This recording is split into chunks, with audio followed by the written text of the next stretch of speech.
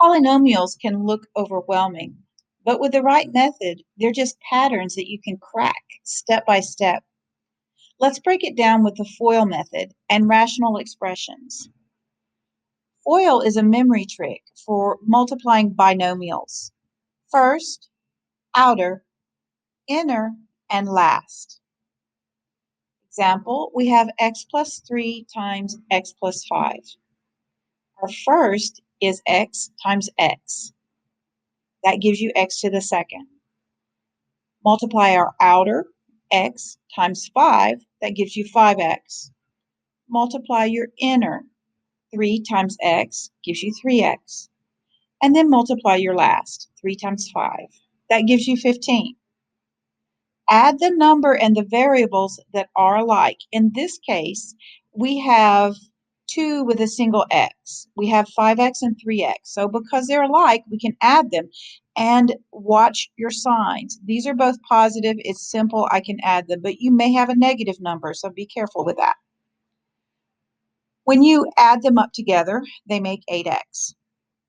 Now you line your numbers and variables up in order. The number with the most variables goes first, so that would be x to the second. Then your 8x, and then the number with no variables. This gives you a polynomial, x to the second plus 8x plus 15. Great. So now keep that FOIL method in mind, because now we're going to perform the opposite of FOIL to simplify rational expressions, which is called factoring. And we break the polynomials back down into binomials.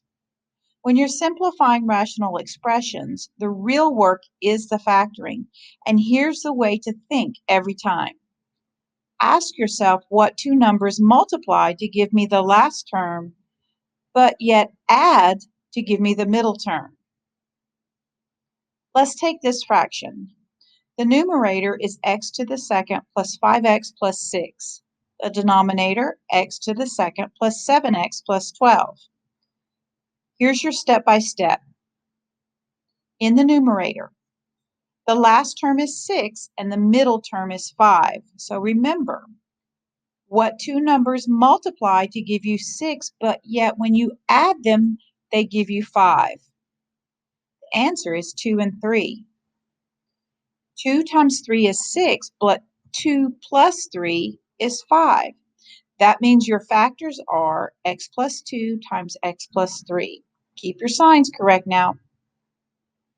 All right, now I want you to think ahead of me on the denominator. It's x to the second plus 7x plus 12. Your last term is 12 and your middle term is 7. Think you got it? What multiplies to get 12, but yet still adds to get the 7? Those two numbers are 3 and 4. 3 times 4 is 12, but 3 plus 4 is 7. So now your denominator breaks down to x plus 3 times x plus 4. Now that both are factored, we see a match. We have x plus 3. Cancel it top and bottom, and we're left with x plus 2 over x plus 4. Think of it like a puzzle. The last number tells you the pieces to multiply, and the middle number tells you if those pieces fit together. When they do, you factored the polynomial. So the method is simple. Multiply to the last, add to the middle. Once you get that factoring, it becomes predictable, and rational expressions stop looking scary.